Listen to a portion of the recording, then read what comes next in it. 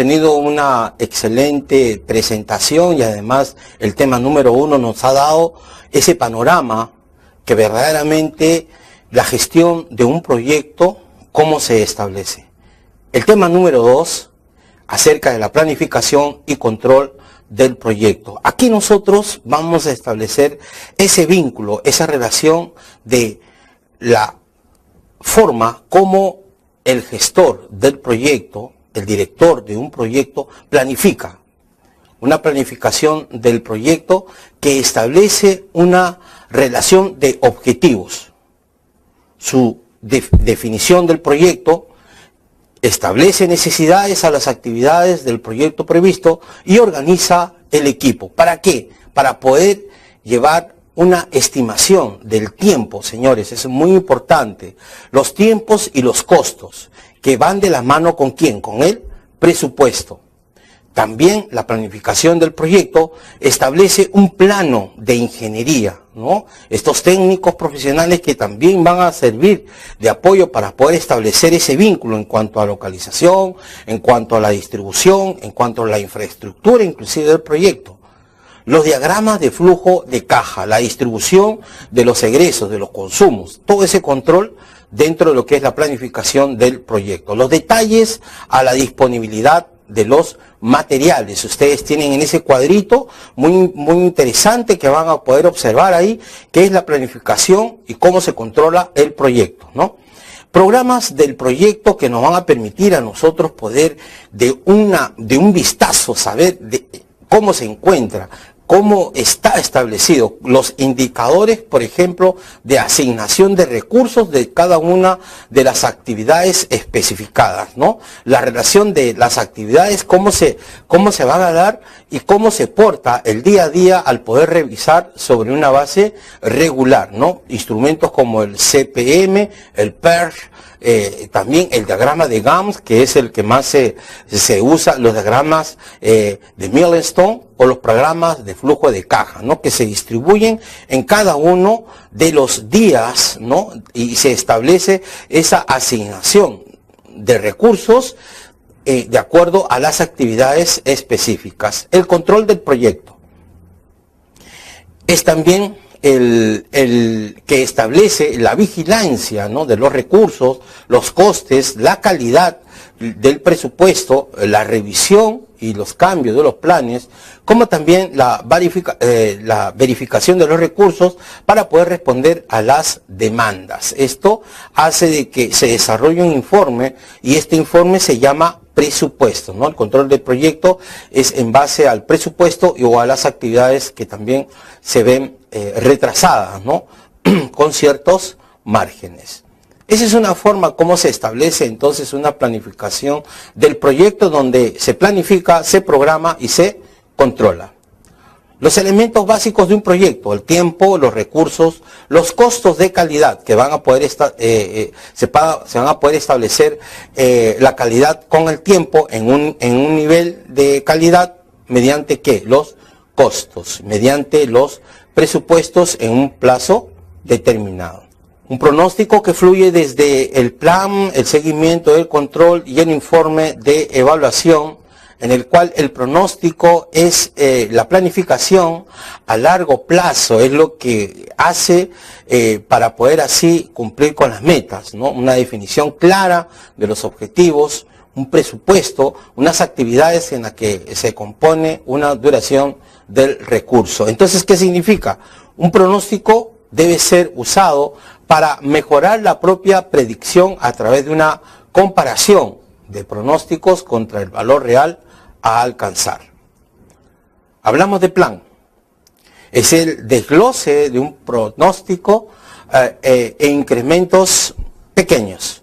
Es una forma ordenada para poder organizar el futuro. Debe ser realista y estar relacionado con las capacidades. Cuando se genera un plan, se debe conocer y comprender lo siguiente, ¿no? ¿Cuánto trabajar? O sea, en volumen. ¿Cuánto tiempo voy a utilizar? Los estándares que voy a utilizar. ¿Cuál es el objetivo? Ese es el plan, es el diagnóstico, ¿no? En pequeñas partes, para poder ser dar un orden de organización hacia el futuro. Una ventaja del plan. El plan, tener un mejor control del flujo de trabajo, o sea, las entradas y las salidas, establecer metas de avance contra su progreso, a agregar una dimensión de predicción hacia el trabajo, o sea, predecir qué es lo que podría estar o qué podría suceder, permitir producir el trabajo de cierta calidad al tiempo, al menor costo posible, y sobre todo optimizar la solicitud del recurso. El seguimiento y el control son tan importantes como las etapas anteriores, porque el seguimiento es la recopilación de los datos sobre el funcionamiento real del proyecto. El control es la comparación, la evolución real con el plan inicial tomado con medidas correctivas. Con una planificación del proyecto, nosotros podemos, por ejemplo, pensar en un viaje. O sea, estamos nosotros pensando en hacer un viaje, ¿no? Inmediatamente nos vamos hacia un futuro. ¿Y qué es lo que nosotros debemos de desarrollar o qué es lo que nosotros debemos preparar para poder llegar a ese objetivo? Debemos primero presupuestar si nuestros ingresos verdaderamente nos van a alcanzar para poder comprar un boleto aéreo. Si esos dineros nos van a alcanzar para poder establecer ese tiempo en ese lugar. Nuestras comidas. Es una preparación logística. Lo mismo sucede con las empresas. Es un esfuerzo, ¿no? De problemas, de futuros problemas potenciales, ¿no? Planificar es un esfuerzo conjunto que une voluntades hacia un objetivo común. La ventaja de poder planificar es que unificas criterios, ¿no? Donde todos caminan hacia un mismo fin. Otra ventaja es que es muy importante los resultados que se estén dando, porque eso te va a poder permitir tomarlo como preámbulo para una siguiente evaluación.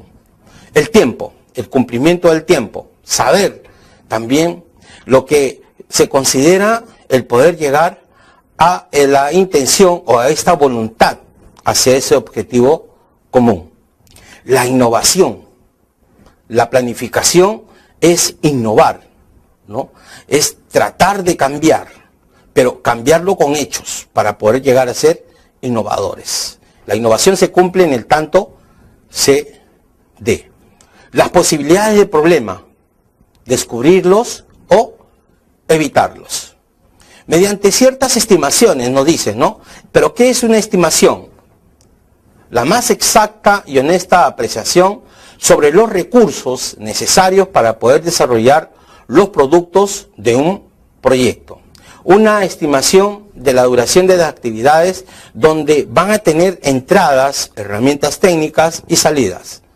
Las entradas vendrían a ser la lista, las diferentes listas de actividades, las restricciones que hay que considerar, las oposiciones que se puedan dar, repartimiento de los recursos, la capacidad de recursos que se tiene en esos momentos o la información histórica con la que se cuenta. Una herramienta técnica son las estimaciones, ¿no? Las simulaciones que se puedan dar o las opiniones de expertos. Una salida en cuanto a la estimación, ¿no? Hemos hablado de las entradas, hemos hablado de las herramientas, ahora de las salidas. Las estimaciones de la duración de las actividades, ¿no?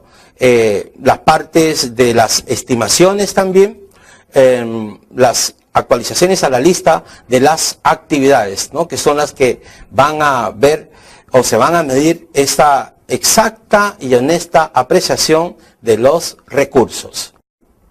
Los referentes para poder verdaderamente entablar ese entendimiento rápido de cómo va un proyecto son las representaciones gráficas.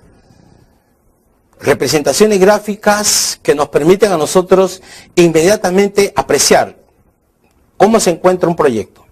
Existen varios métodos para poder representar de modo visual, ¿no? En el cual podemos mencionar a los diagramas de Gantt, como les dije, el diagrama de precedencias y los diagramas de flecha. Hablemos del diagrama de Gantt. Es el diagrama más antiguo y quizás el que más se utiliza para trabajar, donde se representa en un cuadro de doble entrada. En el eje horizontal se representa el tiempo, en el eje vertical las tareas. Cada tarea se representa con un rectángulo situado a la altura de la tarea y que va desde el comienzo a la finalización de la tarea. En el caso del diagrama de Gantt, ¿no? Tiene inconvenientes, es que no muestra explícitamente la relación entre las tareas, ¿no? Días y actividades.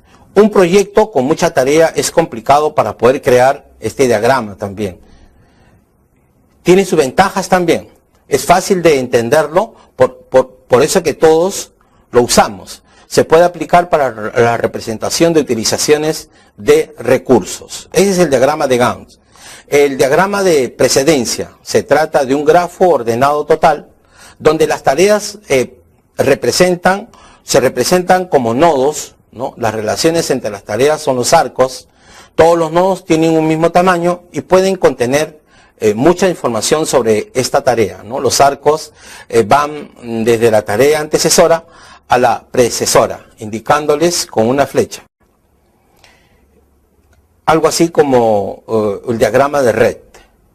El diagrama de flechas, donde la representación dual a la anterior, ¿no? Es muy parecida, no más que esta termina en puntas.